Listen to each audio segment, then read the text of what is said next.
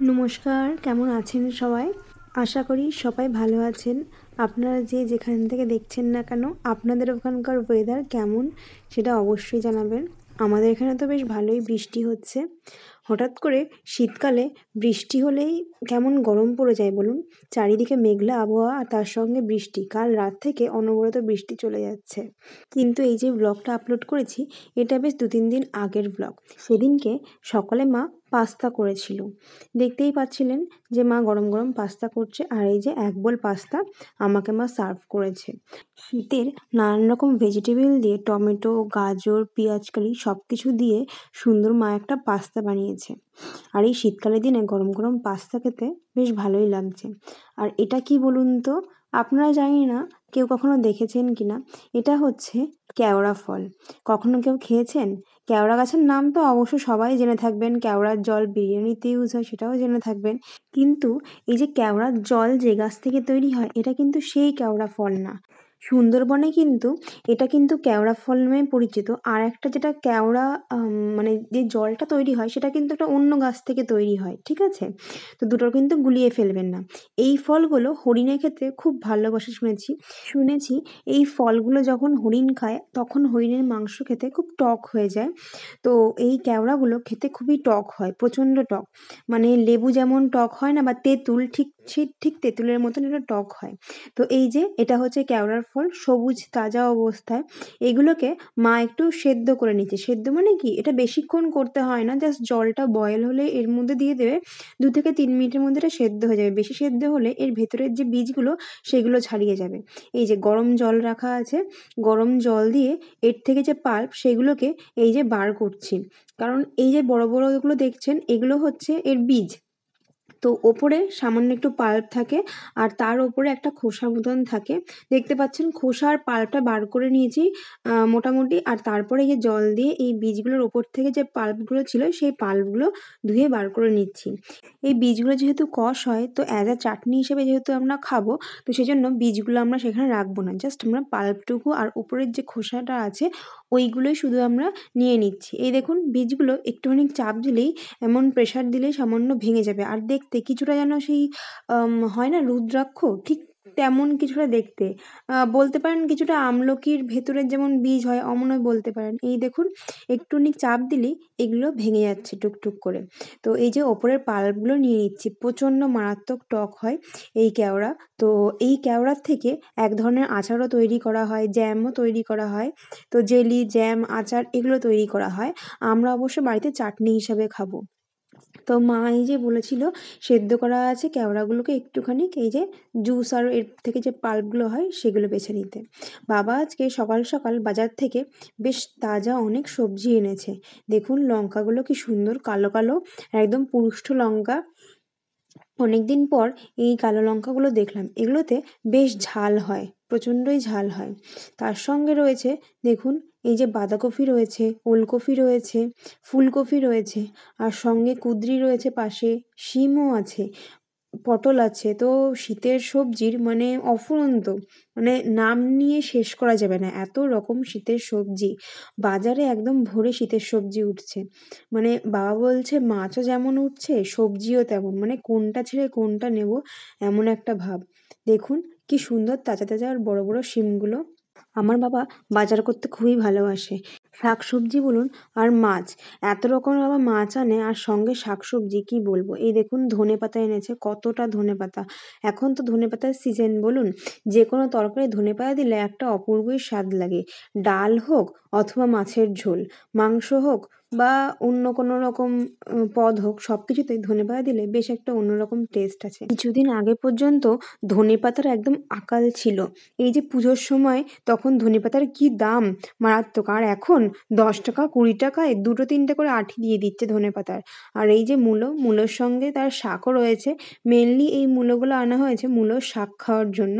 অবশ্য মূলোগুলোও খাওয়া হবে। আমার মূলোর শাক খেতে দারুণ লাগে। তো একটা পার্সেল এসছে, পার্সেলটা একটু আনবক্স করি। কি পার্সেল ছিল ফার্স্টে যখন মানে আসলো অর্ডার মনেই পড়ছিল না। মা পার্সেলটা অর্ডার দিয়েছে, আমি কিছু অর্ডার দিইনি, কারণ আমার ফোনে কোনো রকম মানে অনলাইন শপিংয়ের অ্যাপসই রাখিনি। কারণ যবের থেকে ভিডিও বানাচ্ছি না, ফোনে এত স্টোরেজ কম হয়ে যাচ্ছে, ওই জন্য কোনো রকম এক্সট্রা অ্যাপস আমার কাছে নেই। এই যে ভিডিও করি, এটাকে যে আমি ভয়েস দিই, এর জন্য একটা অ্যাপস রয়েছে বাস। আর আমার কাছে কোনো এক্সট্রা অ্যাপসই নেই আমার ফোনে। নর্মাল যেটুকু থাকার দরকার সেটুকুই রয়েছে, আর বাকি সব শপিং কিছু সবই বাদ দিয়ে দিয়েছি। তো আমি এক হাত দিয়ে খুলতে পারছিলাম না, এই জন্য মা আসলো, মা আনবক্স করলো। তো এটা একটা চপার ছিল। তো সন্ধেবেলায় একটু এসছিলাম একটা রেস্টুরেন্টে। রেস্টুরেন্টটা বেশ গোছানো। এর আগেও একবার এসছিলাম এই রেস্টুরেন্টে। বেশ সুন্দর রেস্টুরেন্টটা, বেশ অ্যাম্বিয়েন্সটা খুব গোছানো টাইপের। আমার বেশ পছন্দ হয়েছে। এখানে বাইরেও বসার জায়গা আছে, কিন্তু এত ঠান্ডা না, মানে যেদিনকে গেছিলাম সেদিনকে এত জাঁকিয়ে ঠান্ডা পড়েছে কি বলবো। বাইরে মানে বসার কোনো চান্সই নেই। আর মেনু কার্ডটা দেখলেন তো কি অভিনব পদ্ধতি না। মেনু কার্ডটা একটা স্ক্যান বারের মধ্যে রয়েছে, ওটা স্ক্যান করলে আপনারা কি কি মেনুতে রয়েছে, কি কি অ্যাভেলেবেল সবই দেখতে পাবেন। তো ওখানে টেবিল নাম্বার রয়েছে, তো এক এক করে আপনারা ওখান থেকে অর্ডার করতে পারেন। আর এই যে বাইরের দিকে স্মোকিং জোন আছে, আর ভেতরটা হচ্ছে নো স্মোকিং জোন। ভেতরটা বলতে গেলে প্রায় পুরোই খালি। একটা মাত্র টেবিল, আমাদের টেবিলটাই শুধুমাত্র আমি বসে আছি, আর বাকি সব টেবিলই খালি। বাকি সবাই বাইরে বসে আছে, ঠান্ডা হাওয়া সঙ্গে স্মোক করছে, তারা হচ্ছে রাস্তার ধুলোও খাচ্ছে। কিন্তু আমার এগুলো খাওয়ার কোনো কিছু ইচ্ছা নেই। এই যে আমার খাওয়ার চলে এসছে। আমি অর্ডার করেছিলাম 1 প্লেট চিলি চিকেন আর একটা চাউমিন। তো চিলি চিকেনটা ড্রাই বলতে ভুলে গেছি। সত্যি কথা বলতে প্রথমবার যখন এসছিলাম বেশ ভালো লেগেছিল খাবারটা, সেই জন্য সেকেন্ড টাইম ভিজিট করলাম। কিন্তু এবার খাবারটা এত বাজে ছিল, মানে চিকেনের ভেতরে না কোনো রকম মশলা, কোনো রকম ইভেন নুনটুকু পর্যন্ত ঢোকেনি। যাই হোক করে গোগ্রাসে গিলে যাই হোক করে বিলটা মিটিয়ে বাইরে বেরিয়ে এসেছি। আমরা অবশ্য কিছু তাদেরকে বলিনি যে কিছু প্রবলেম হয়েছে। আমার না কোথাও গিয়ে ঝামেলা করতে একদম ভালো লাগে না। যাই হোক, প্রথম যখন রেস্টুরেন্টটা খুলেছিল বেশ ভালো ছিল, এখন তার মানে মানটা খুবই নিচে নেমে গেছে। আর কখনো আসবো না ভেবেছি। এটা হচ্ছে পরের দিন।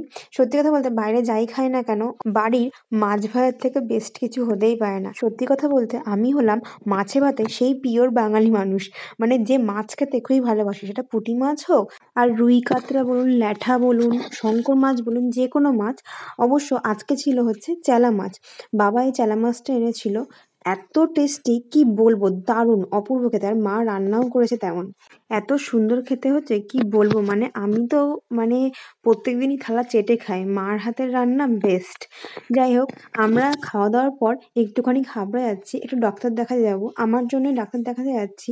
তো এই যে স্টেশনে বসে আছি, ট্রেন আসবে বলে আমি আর মা বেরিয়েছি আজকে। বিকাল পড়তে না পড়তেই বেশ ভালোই ঠান্ডা পড়ে গেছে। তো এই যে আমরা স্টেশনে বসে আছি, ট্রেন আসবে সেজন্য। আমাদের সাথে আরেকটা কাকিমুনিও যাবে, মানে সেই কাকিমুনি আমাদেরকে ডাক্তারের কাছে নিয়ে যাবে। তো সেজন্যই বসে আছি।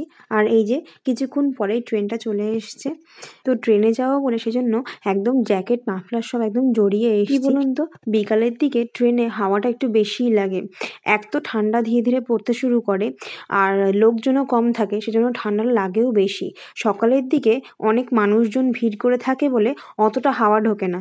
এই দেখুন জানলার ধারেই একদম জায়গা পেয়ে গেছি, মানে মাত্রই একটা স্টেশনের পরেই নামবো, তো সেজন্যই বেশি ভেতরে ঢুকিনি বা বসার সিটও দেখিনি। ট্রেনটা মোটামুটি খালিই ছিল। আর এই দেখুন চারিদিকের মাঠঘাট একদম জলে পরিপূর্ণ। ভিডিওটা ঠিক করে নিতে পারছিলাম না, সামনে বেশ কিছুজন লোক দাঁড়িয়ে ছিল সেজন্য। তো যেটুকু দেখতে পাচ্ছেন মাঠঘাটটা একদম জলে পরিপূর্ণ। কি জানি কি করে সবাই চাষবাস করছে। কিন্তু শীতকালে সবজির দাম মোটামুটি কিন্তু মানে অনেকটাই কমে এসেছে। তো এই যে হাবড়া মার্কেটে মারাত্মক ভিড়, মানে পা রাখার জায়গা নেই, সুচ পরিমাণ এত ভিড় কি বলবো।